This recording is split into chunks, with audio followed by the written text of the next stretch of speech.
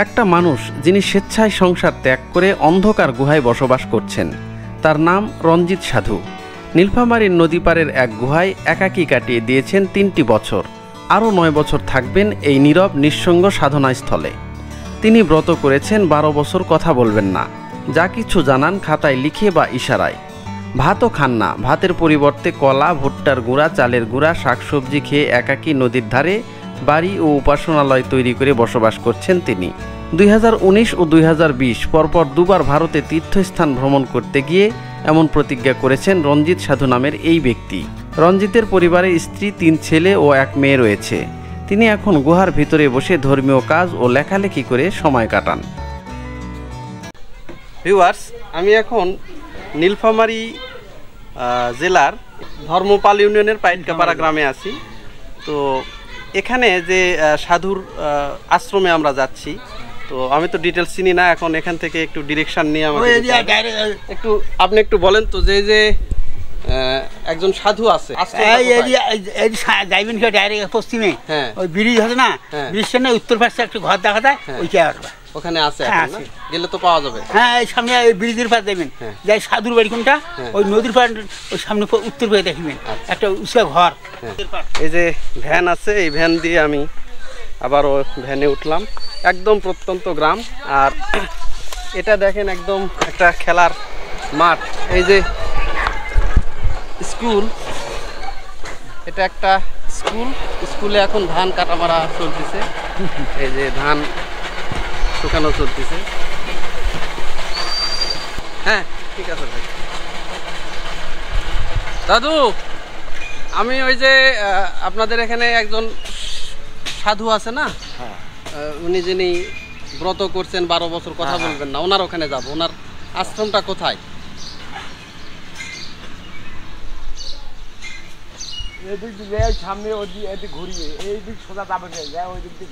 Van ছেড়ে দিই নাকি? ভ্যান ছেড়ে দিই। দূরে যেতে হবে না? ভ্যান যাবে? ভ্যান তো যাবে না দেখতেছি। যাবে না। হ্যাঁ, পশ্চিম পাকে যান, পশ্চিম পাকে যাই বাসতলার আছে। হ্যাঁ, বাসা রান্না ওই ওই পাশে ওদিক দিয়ে আসতে নাই।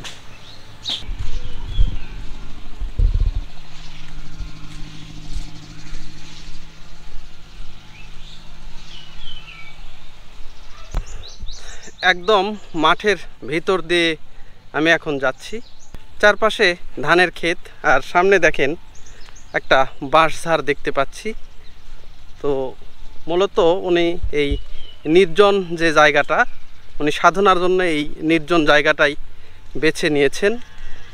তো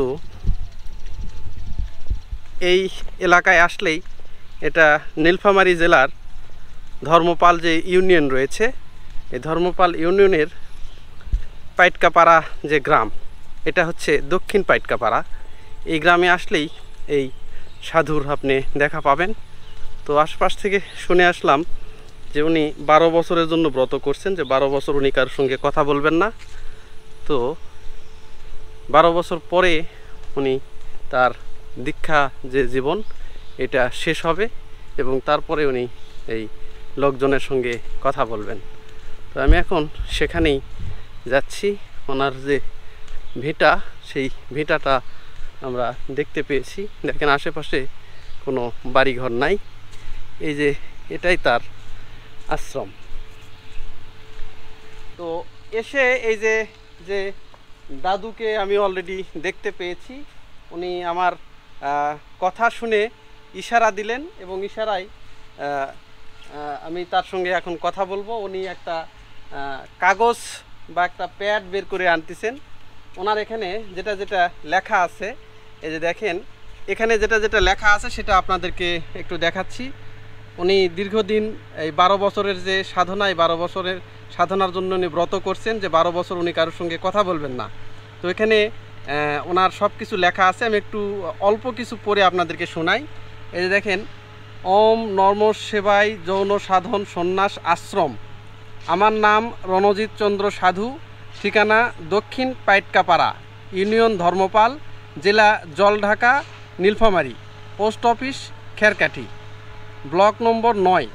আমি পঞ্চশত হলদি লবণ এলোপ্যাথি ওষুধ খাই না, সন্ধ্যাবেলায় সবজি রান্না করে খেয়ে থাকি এবং থাকিতে বলেছেন মহাদেব। এখানে দাদুর সঙ্গে আমি দাঁড়িয়ে আছি। তিনি একজন যে সাধক বা সে সন্ন্যাস ধর্ম যেটা পালন করতেছেন, উনি মূলত শিব ঠাকুরকে ভালোবেসে তার প্রতি সে এই নিবেদনটা করছেন। এটাই তার আশ্রম এবং তিনি ব্রত করছেন যে উনি 12 বছর কোনো কথাই বলবেন না, শুধু এই ধরনের কাগজে লিখে উনি দিবে। 12 বছরের মধ্যে আমরা যতটুকু শুনলাম লোকমুখে যে 3 বছর অলরেডি হয়ে গেছে। আর উনি ওনার যে অরিজিনাল যে বাড়িটা সেটা এই গ্রামেই আছে, ওখানে সন্তান সন্ততি তার স্ত্রী ওখানে রয়েছেন, তাদের কাছ থেকে অনুমতি নিয়ে এটা করছেন যে তাদেরকে যে তাদের যদি সম্মতি না থাকতো ইনি কিন্তু এটা করতো না। তারাও বিশাল একটা স্যাক্রিফাইস এখানে করছে, করে তাকে যে যে সাধন ভজন যে অলৌকিক যে ঈশ্বরের যে পথ, সেই পথে যেতে তাদের পরিবার কখনোই বাধা দেয়নি। সেই থেকে তিনি এই পাশে দেখেন ছোট্ট একটা নদী রয়েছে, এই নদীর পাশে এই আশ্রমটা তিনি এখানে গড়ে তুলেছেন এবং এখানে শাকসবজি সব কিছু লাগানো হয়েছে। মূলত পারতপক্ষে যেটা না কিনলেই না সেইটুকু উনি বাহির থেকে এনে এখানকার শাকসবজি বা আশেপাশে শাকসবজি দিয়েই উনি রান্নাবান্না করে খান। তবে আর একটা চমকপ্রদ বিষয় হচ্ছে উনি ভাতও খান না।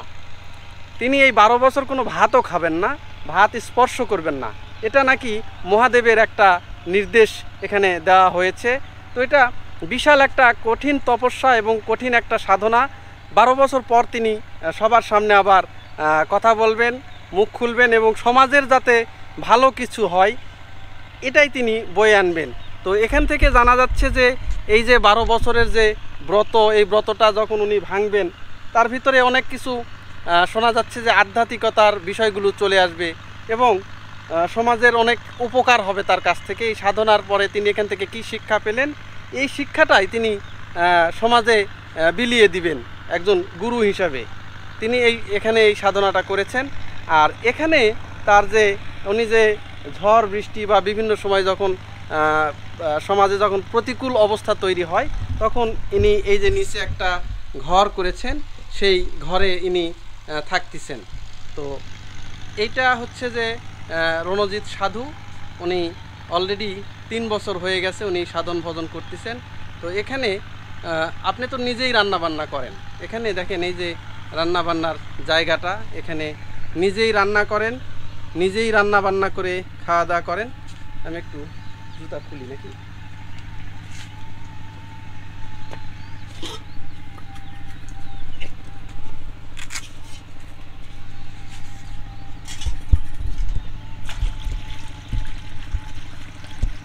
এই যে দেখেন উনি এখানে একদম এই যে বুটের যে ডাল রয়েছে, মটরের ডাল, এই ডালটা উনি ভিজিয়ে রেখেছেন, এইটা উনি খাবেন।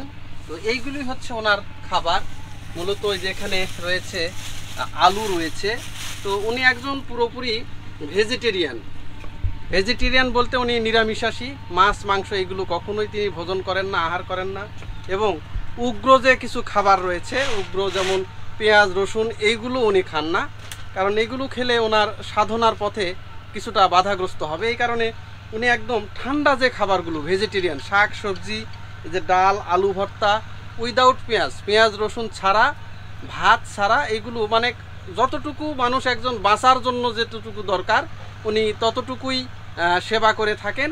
আর সব সময়ই তিনি এই সাধন ভজন এইগুলোতেই উনি মগ্ন থাকেন। এটা তার রান্নাঘরে দেখেন তেমন চুলাও কিন্তু খুব সীমিত, এই যে ছোট্ট একটা চুলা এখানে রাখা হয়েছে, এখানে উনি রান্না বান্না করেন। আর এখানে এই যে ডাল দেখতেছি, এটা গুড় দেখতেছি, আর এগুলো একটু থালা বাসন হাঁড়ি পাতিল এখানে দেওয়া আছে, এইগুলোতে কিছু মুড়ির ছাতু বা এগুলো রাখা হয়, এগুলো শেষ হয়ে গেছে। আর এইগুলো এখানে খড়ি বা এগুলো রাখা হয়েছে। এখানে দেখতে পাচ্ছেন যে একটা সুন্দর একটা মাচা বানানো হয়েছে, এই মাচার উপরে তিনি এই যে দেখেন এটা ঝিঙ্গা বা লাউ এগুলো লাগানো হয়েছে। আর এইগুলো হচ্ছে এটা হচ্ছে এটা ফুল গাছ, আর এটা লিচু গাছ। এটা ওনার আশ্রম থেকে উনি মোটামুটি ভালোই সবজির যোগান পেয়ে থাকেন। এই পাশে দেখেন কিছু গাছপালা লাগানো হয়েছে, শাকসবজির গাছ। এই যে এইগুলো আছে, মিষ্টি আলু রয়েছে, মাছ আলু রয়েছে, গাছ আলু রয়েছে। আর এই পাশে কিছু পেঁপে গাছ টাছও দেখতেছি, এগুলো আছে। এখানেই উনি বসবাস করতেছেন। এখানে একটা তুলসী গাছ লাগানো হয়েছে। এখানে উনি এই তুলসী দিয়ে উনি পূজা অর্চনা করে থাকেন, তুলসী পাতা দিয়ে। এই যে দেখেন তুলসী মণ্ডপ এটা। আর এইটা হচ্ছে যে গাছ আলু যেটা বলি, সেই গাছ আলুর গাছ এইটা। এখানে আম গাছ রয়েছে, নিম গাছ। ভিউয়ার্স, এইটা হচ্ছে যে উনি যেহেতু শিবের ভক্ত, শিবকে উনি মহাদেব মেনে তার সমস্ত ক্রিয়াকলাপ, সমস্ত আচার অনুষ্ঠান উনি করে থাকে। হিন্দুদের যে মূল যে তিনটা দেবতা ব্রহ্মা, বিষ্ণু, শিব, যেটা, তো উনি এই শিবের যে ভক্ত, শিবের অনুসারী, শিবকে উনি ভালোবেসে তার সংসার ত্যাগ করে, সংসারের মায়া ত্যাগ করে উনি ভগবান শিবের যে পূজা অর্চনা এটাতেই মগ্ন হয়েছেন। এবং তার কাছ থেকে ছোট্ট একটা বর পাওয়ার জন্য সে সব কিছু ভুলে যে এখানে এসে অবস্থান করতেছেন।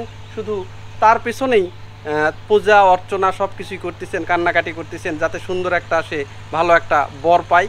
এই মানব সমাজের উত্তরণের যে যিনি পথ যাতে খুঁজে পায়, সেই জন্য তিনি এখানে এসে অবস্থান করতেছেন।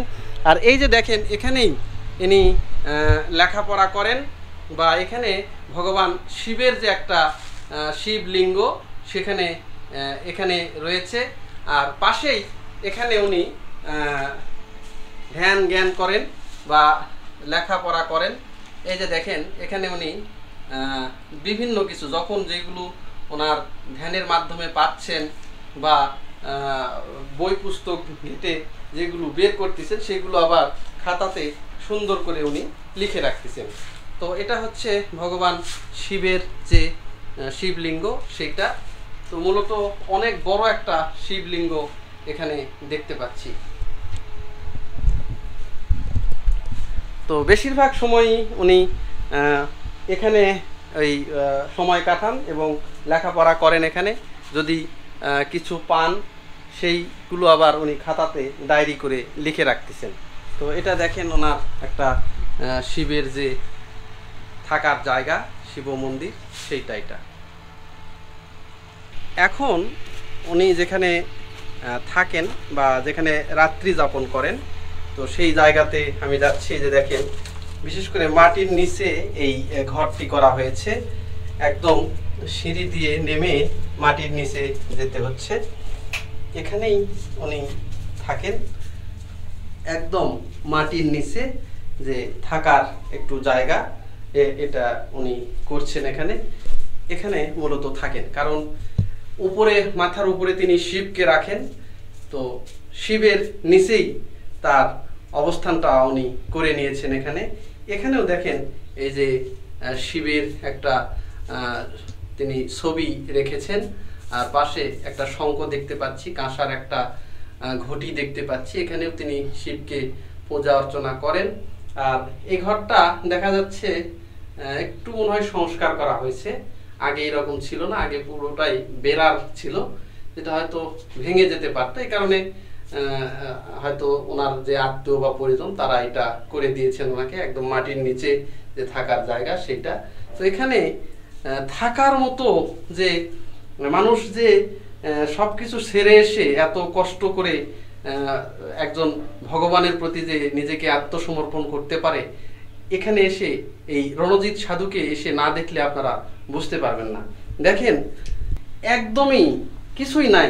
এই যে নিচে দেখেন একদম পাকা জায়গা, মাটি, আর মাটির উপরে জাস্ট একটা বিছানা করা হয়েছে।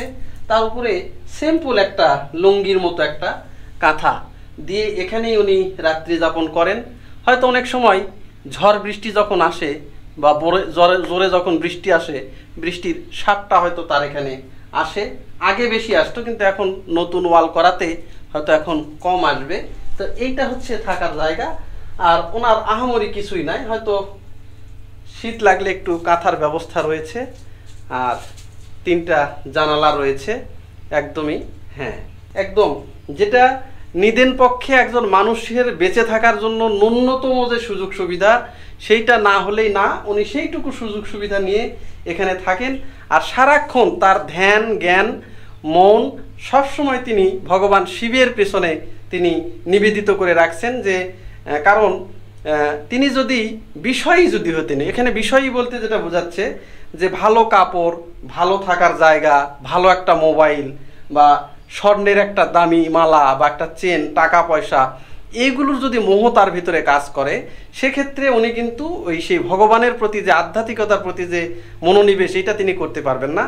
এই কারণে উনি যে সংসারের সমস্ত বন্ধন, যে সন্তান, ছেলে মেয়ে, মা, সব কিছু, স্ত্রী, সব কিছু তাদের বন্ধন ছিন্ন করে তাদের কাছ থেকে যে অনুমতি নিয়ে তিনি এখানে ব্রত নিয়েছেন, একটা আশ্রম গড়ে তুলেছেন, যে তাকে যেন এই পৃথিবীর যে বিশাল যে সয় সম্পত্তি, টাকা পয়সা, অর্থ, এইগুলার লোভে, এইগুলার মোহে যাতে তার ভগবানের প্রতি যে ভালোবাসা, ভগবানের প্রতি যে নিবেদিত তার উৎসর্গিত জীবন, এইটা যাতে পিছনে না আসে, এই কারণে তিনি এই জীবনটা, তিনি সন্ন্যাস এবং সাধুটা জীবনটা তিনি বেছে নিয়েছেন। এটা তার থাকার জায়গা।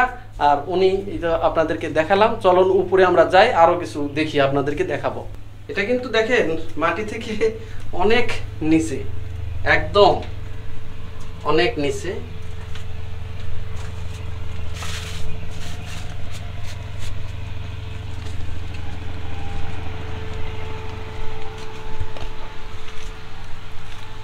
তো উনি আবারও হ্যাঁ, তো উনি এখানে আসলেন মূলত আমাকে কিছু দেখানোর আশায়, যে উনি খাতাতে কিছু লিখে রাখছে। কারণ অনেক কিছু অনেক সময় মনে থাকবে না, যিনি সাধনার ফলে যেগুলো পাইছেন বা বিভিন্ন তার এখানে এসে কি ধরনের অনুভূতি হচ্ছে, এই বিষয়গুলো তিনি একটা খাতাতে উনি লিখে রাখছেন।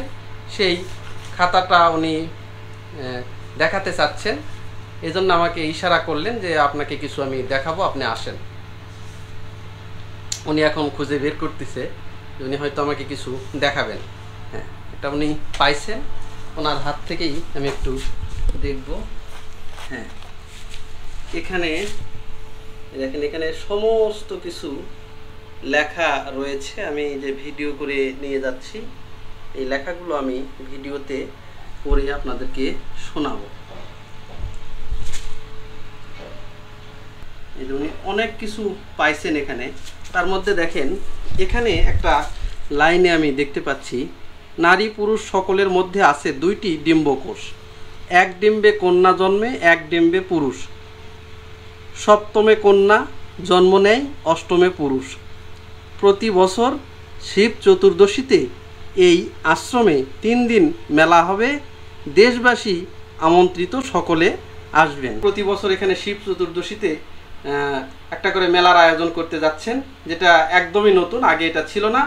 তো এখানে যারা আসতেছেন তাদের মাধ্যমে তিনি এই আমন্ত্রণপত্র সারা বাংলাদেশে, সারা পৃথিবীতে উনি ছড়িয়ে দিচ্ছেন। হয়তো 2-1 বছর সময় লাগবে, এরপর থেকে আস্তে আস্তে এখানে বড় ধরনের শিব চতুর্দশী মেলা অনুষ্ঠিত হবে। তো আমার ভিডিওর মাধ্যমে আপনাদেরকে সবাইকে আমন্ত্রণ জানাচ্ছেন উনি। আর দিনটা হচ্ছে যে প্রতি বছর শিব চতুর্দশীতে উনি এই মেলাটা হবে। এখানে লিখছেন যে ওম নমঃ শিবায়, মহাদেব বলিছে কোটি মন সোনা যদি কেহ করেন দান, তবুও হবে না এই মৌন সাধনার সমান। প্রকৃতি সাধক, প্রকৃতির বীর, কখনো কাহারও কাছে হার মানে না।